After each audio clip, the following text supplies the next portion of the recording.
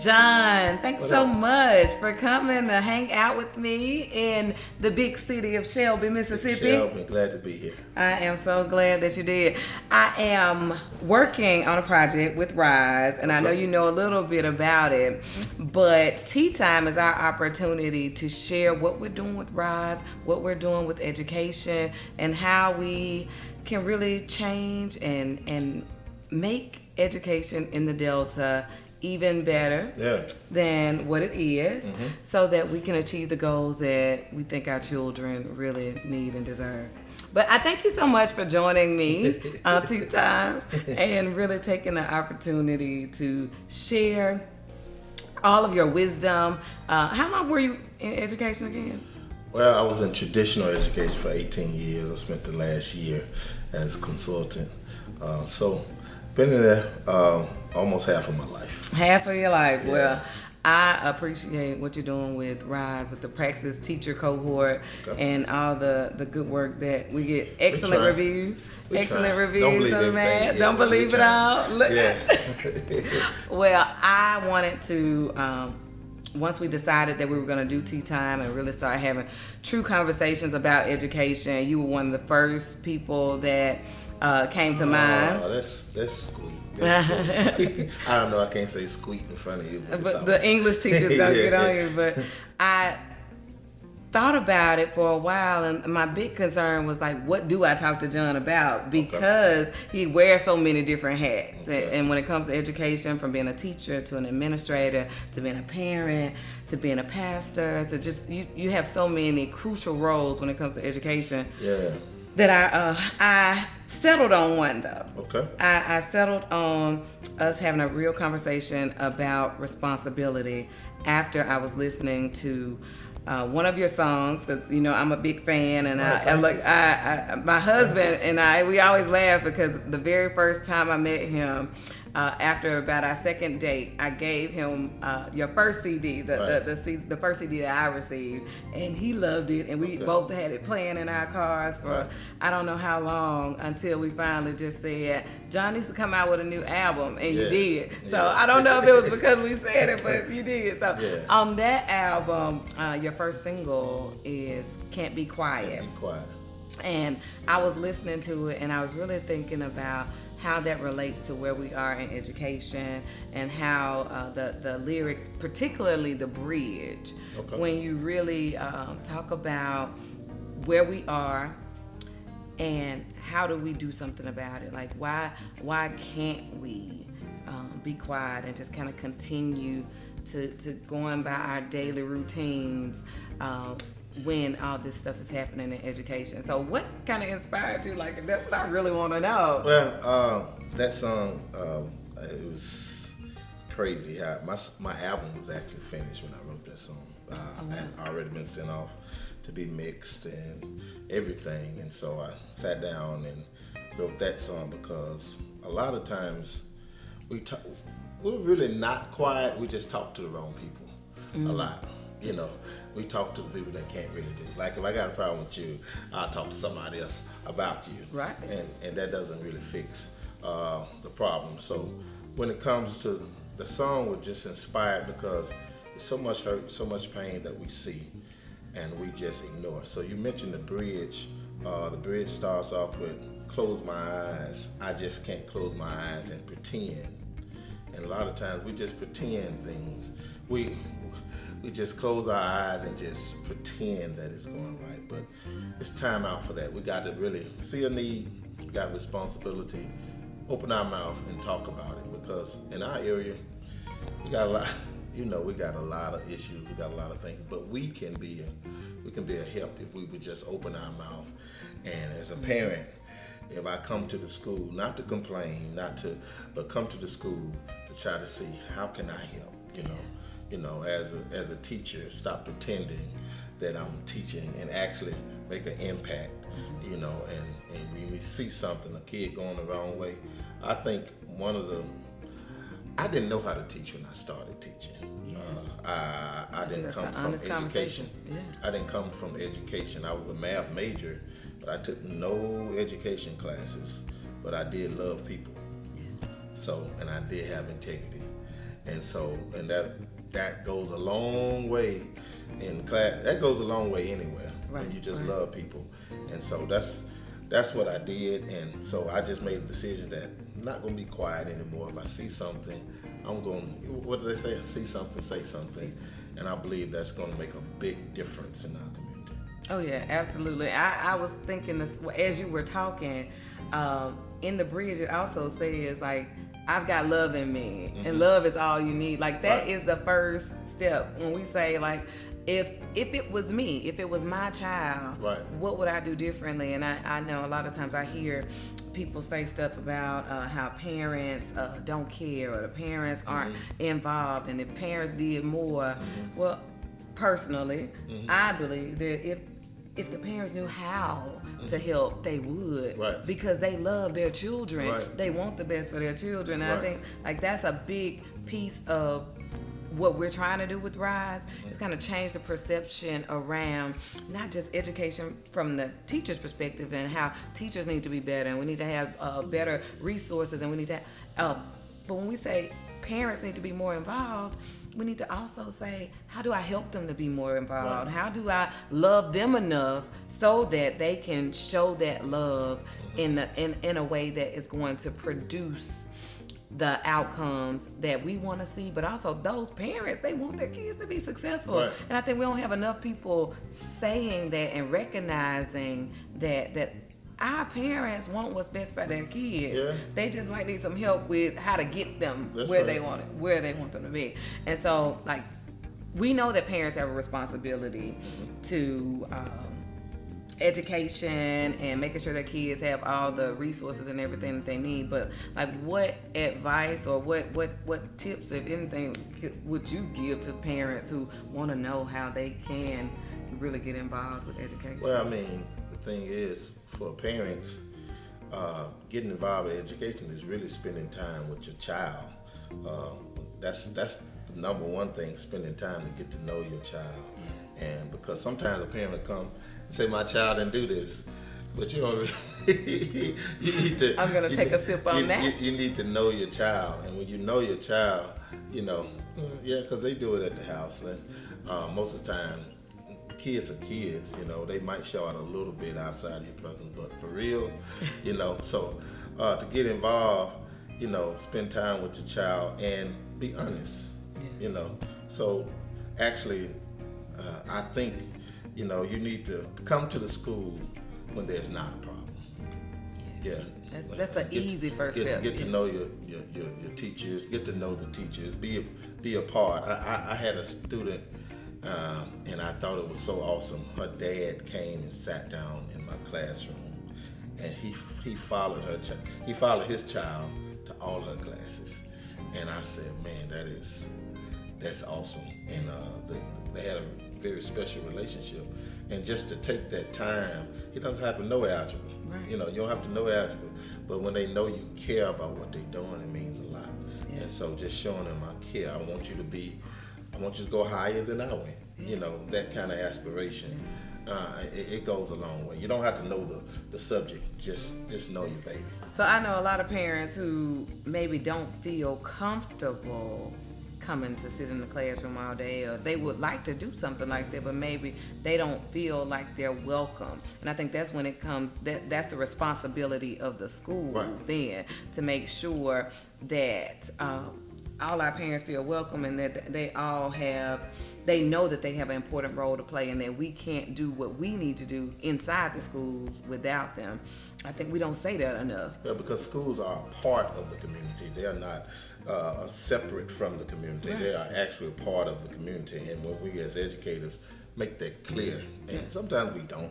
Yeah, sometimes we don't. And we don't because a lot of times when we don't make it clear, we get away with stuff that we know we shouldn't be doing. So we have to make it clear that my door is open. Right. We got to have this open door policy, not just say it, but actually have an open door. So when we see parents, we invite them to be a part of what we're doing. So we're a part of the community, and we don't work without the community. That made me think about, it was your first year as an administrator when we were assistant principals together. And we looked at the parent surveys, and we talked about, we looked at, okay, we want to improve the number of parents participating in our events. We were having, those numbers were down, but I remember we put together a flyer, a 4x6 flyers like you would for any party or concert, and I think one of your cousins designed it for us, and we had those out, and we had them everywhere with all the dates for parent nights. We know what week, according to the school calendar, right? We know what week we're going to give our report cards. Let's pick a day. Hey, every Thursday of that week, we're going to have parent night. And that means the first week of August, the parents know that I need to be here April the 5th. And so that made a big difference. And we saw those numbers shoot up that year. So I, as you were talking, it just made me think about how it's little things that we can do that as administrators, it's our responsibility to do those little things where parents feel welcome and they know that they are this key important part in what we're doing, and if we don't have them there, then we can't do our jobs well. And I think you can't stop saying that. You can't stop saying they got to know that they're vital. I say all the time, they're the most important piece to education. No doubt, parents. I mean, they are just, when you got parents involved, you just got a better school. Bottom line, you can look at the numbers, you can look at the stats, and you got an influx of parent environment. You're going to have higher test scores, you're going to have higher attendance rates, you're going to have all of it. So parents are one of the most important pieces. So what happens when you have a school? Because when you said that, it made me think about, like, what if it's a school that doesn't have teachers, but they have parent involvement? So, like, what happens? So when you have, a whole grade that maybe has 2 certified teachers? Like does I don't know involvement? if you can have high parent involvement, high consistent parent involvement, and don't have teachers. I don't know if that's possible. So like so that's why one of the key things that we talk about with Rise is, like, let's get to the root causes. Because if we're talking about the teacher shortage and we don't have a teacher to put in front of our children, who's saying to the parents that we need you to come and sit in this classroom? We kind of miss that important piece if we don't have excellent teachers to be in that classroom. Well, what I was saying is, if you losing a lot of teachers or you don't have teachers and you got a high parent involvement, they're going to be asking questions like, where is this teacher? And so it's not easy to lose teachers when you got, I was in the classroom with one of my professors, and he told me about a principal getting fired. So the principal got fired, but he didn't get fired for long because the parents in that community, they stepped up and said, we love him, he's great for our community, he's great for our school. And after all the pushback, guess what? The principal was back in place. So that's why I was saying it's hard to not have your teachers and administrators in place when you got a strong parent. You're right. Yeah, they have to take that responsibility, understand their power, because they're probably the most powerful asset. You're absolutely right. So that's what we got to preach to them, teach them. Hey, you're powerful. Don't take your power for granted. You guys, parents, connecting, the most important part. You can't listen when parents are holding you accountable. You can't bootleg you can't bootleg their children. They know when you're teaching them. They know. Absolutely. So I think they're vital. So any parents, if you're with us, you're vital. You're powerful. You are powerful. And responsibility. The school has a responsibility to you, but you have a responsibility to hold our schools accountable for what you need and want, and making sure that your children get what they deserve. So we're really, really excited about that, and excited that we have a role to play with that with Rise. So as far as Can't Be Quiet, what have we left out any important entity? So we talked about school administration and their responsibility and how we need them talking and they can't be quiet. We talked about how parents, they can't be quiet if we want our schools to excel and to succeed. Are we forgetting anybody else? Who we talk about parents. Administration. What about I mean- teachers? Like, did we even talk about teachers and their responsibility to really? Well, teachers, I think teachers are just like the best people on earth. Right. Because We're biased. teachers get to touch so many. We all still remember our teachers. Like, we remember our teachers. Some K through 12, you remember all of them. You just remember who taught you in third grade. I can remember being in third grade, doing the averages. I did my teacher's grade book when I was in third grade. She let me do it. I might not be supposed to say that, so I ain't gonna call her name. But I used to do her grade book. But hey, you know? that started that math teacher, Because right? she knew I was strong in math. And so you just remember your teachers. They make such an impact. And that's my favorite part of teaching, making an impact, seeing somebody grow, seeing somebody have that epiphany. So for teachers, we can't be quiet because we have students that's hurting. Yeah. We can't ignore hurt. Right. You know, we can't substitute algebra for hurt. Right. You know, we our job is bigger than. I tell people all the time, you don't teach algebra, you don't teach geometry, you teach people, you teach children. You might teach them a particular subject, but don't leave out the fact that they are people. That's you teach. And so we can't be quiet when we see them hurting. We can't be quiet when we see something going on. We see them going in the wrong direction. Don't be quiet about it. You know, just say, well, I'm just here to get paid. I'm here to do this, and I'm here to just write a lesson. No, you're here to change lives. And when we take that seriously, we can do so much more. Take our job. Teachers, they used to be a little more respected in our communities than they are now. Just being honest about it, and we need to get back to that respect. And to be respected, we have to be respectable. And so we have to take that job. If I'm a teacher, then I'm holding myself accountable. I'm holding myself to a higher standard, and that's important.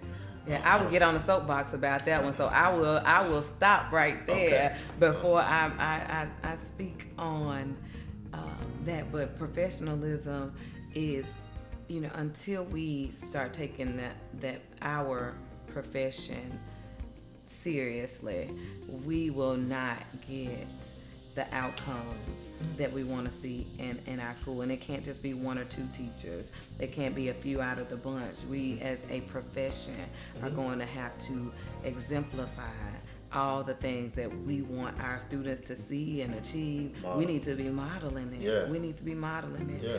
Well, John, thank you so much once again glad for to be here. hanging out with Appreciate us.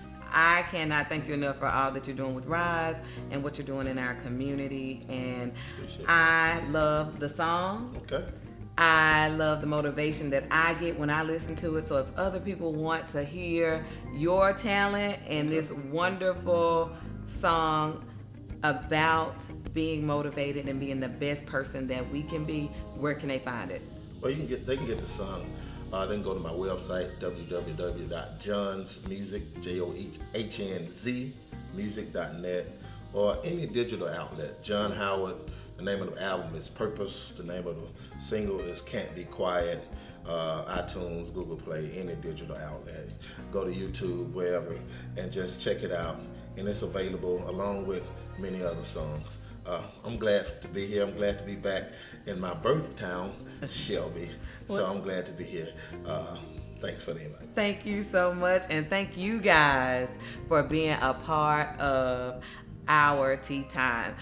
We have so many great things that we're working to accomplish here in the Mississippi Delta and high poverty areas across the state of Mississippi, and soon all across the country. We are improving education and building a better America.